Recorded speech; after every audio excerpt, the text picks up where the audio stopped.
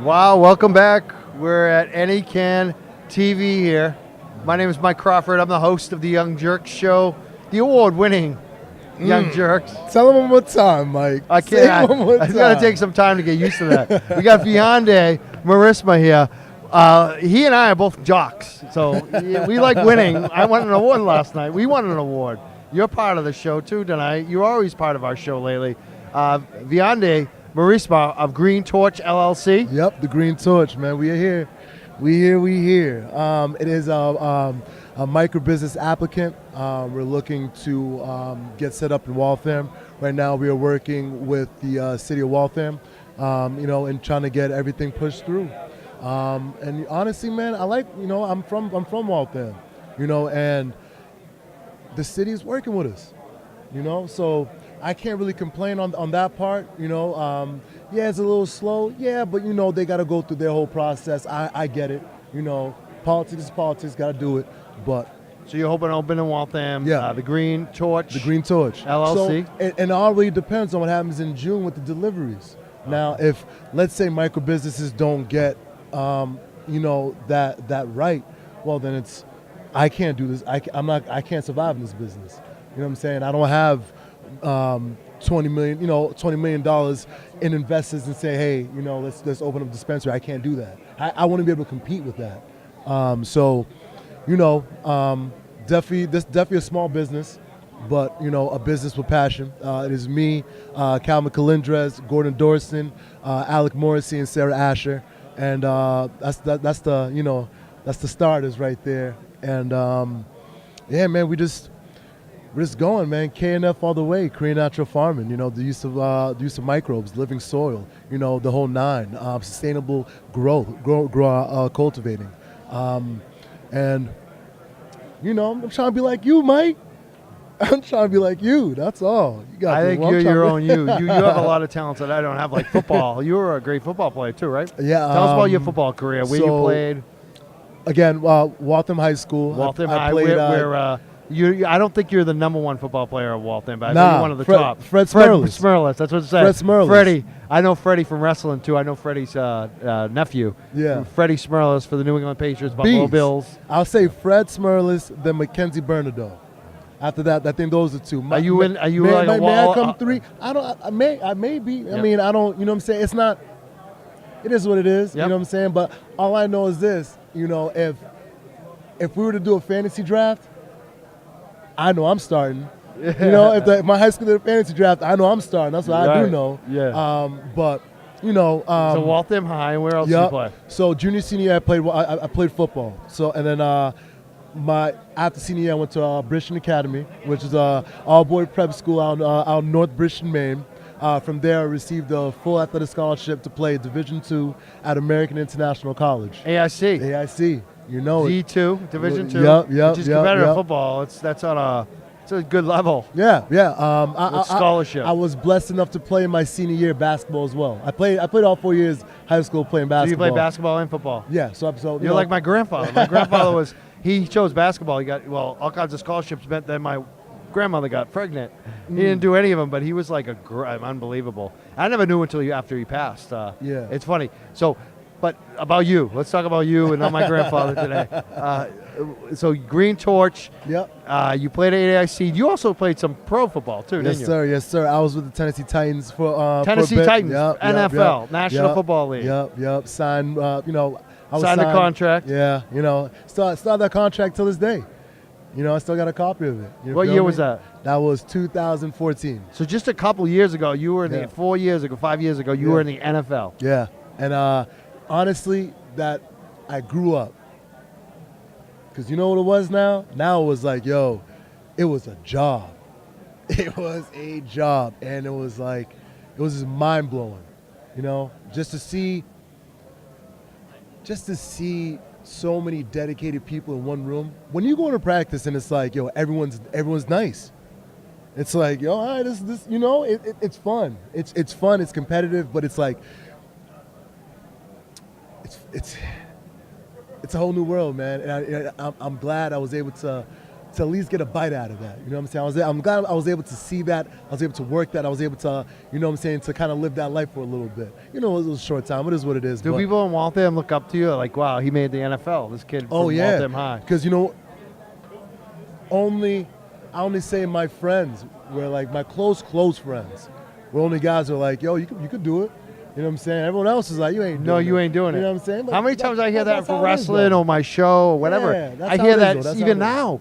Even we now with the award winning, but I guarantee you, I go on that Reddit or wherever, someone's still throwing shit on us. Always. That you can't do it. Yeah. And you made the NFL. I mean, for me, that's an amazing thing. Like I always think about that. Like anyone that could make it to that level, that NFL, because I know what it takes. It's just, it's a special thing. Especially coming out of D2. I won't say D2. I would say, you know, obviously different schools are a little different. You know, I love AIC. Don't get me wrong.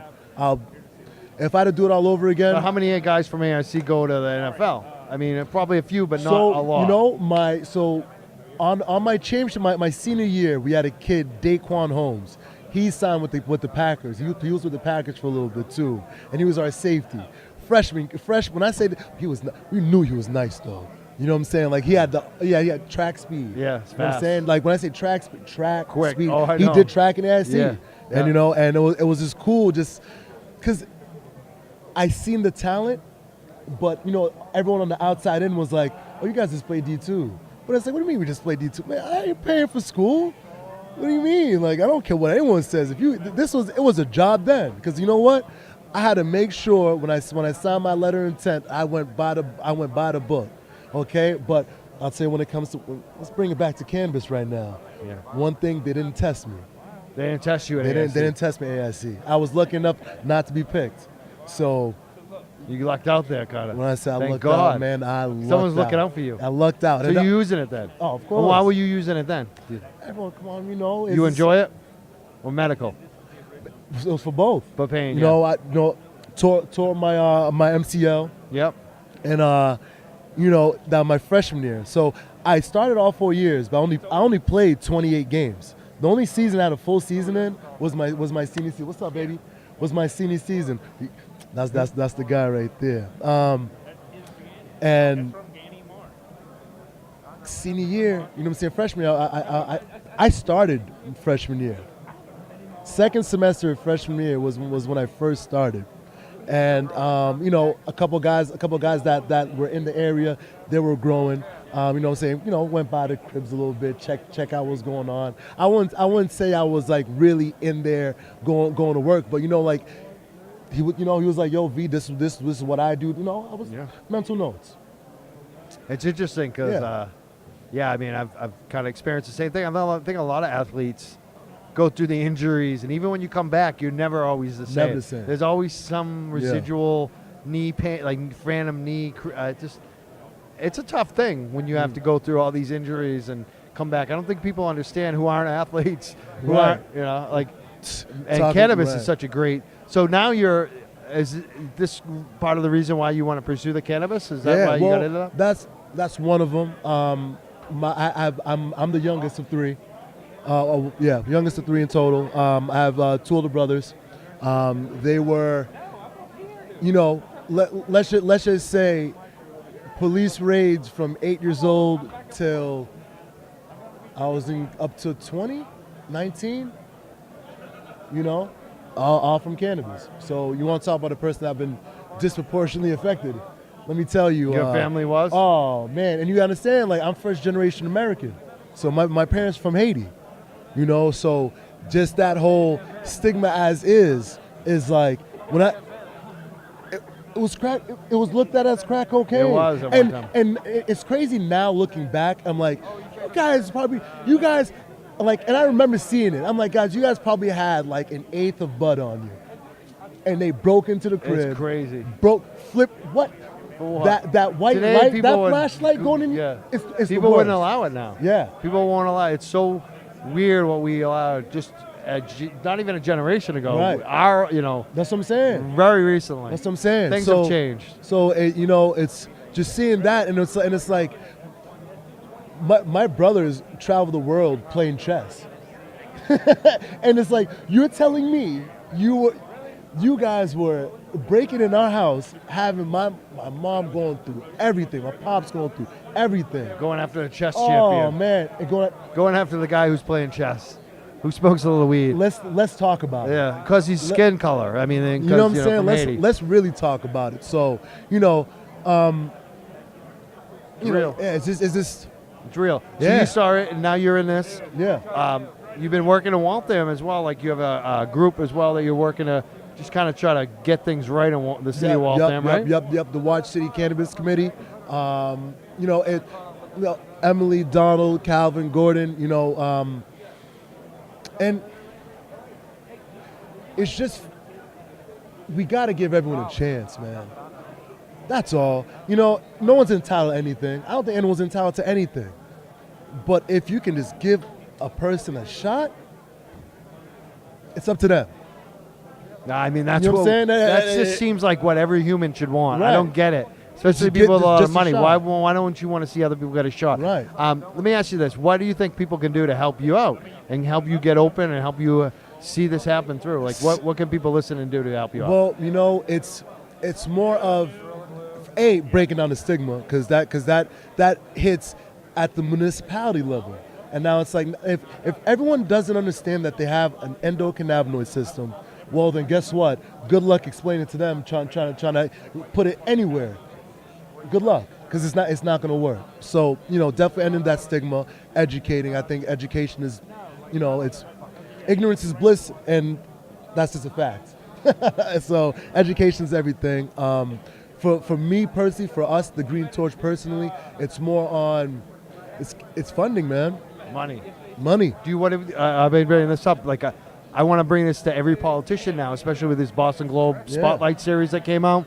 The big issue is the money, and people run out of money even when they have some money, and then they got to sell it to the big corporations. We need a state bank. That's what I think. We need a state bank to lend with low interest or no interest to minorities. Right. Why not? Are you like to see that happen? Absolutely. Just you know what I'm saying. Like obviously, I'm not saying don't hand anybody just money without a plan. Yeah, it could be a Of no course you have interest to have a loan. plan. You got a feel me? plan. But- You got a business plan. You can have a loan. You pay it back. And that's it. 1% interest, 0%. If we're gonna work it in this system, if you know what I'm saying, if we're gonna work it, I mean, obviously, I have millions to say about the system as a whole, but it is what it is. At the end of the day, you can say whatever you want. It is what it is. And generational wealth is the only way you're gonna get out of that. So you can help other people as well. You feel what I'm saying? So I do. With that being said, if we're gonna work in this system, well, if you're telling me if someone wants to open up a coffee shop, they can go to a bank, go through that meeting, hand them the business plan, step by step, how everything is going to be to the T.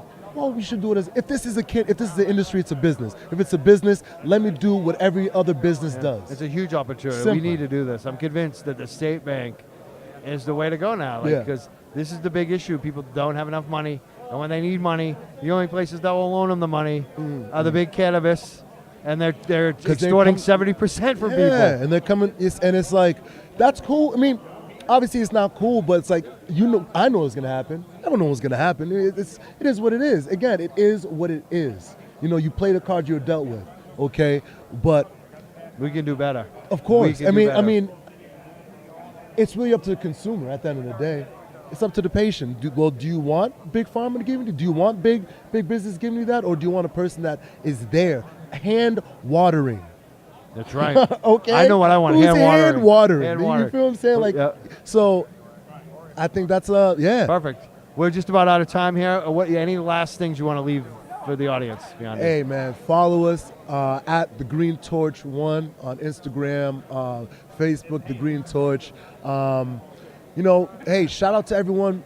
Just shout out to everyone, man, because we can all do this together. You know what I'm saying? Teamwork makes the dream work. I believe that 100%. And I think, more collabs have to happen. And I'm talking about in a smaller level. Okay, let's say delivery services aren't a thing for micro businesses. Then what?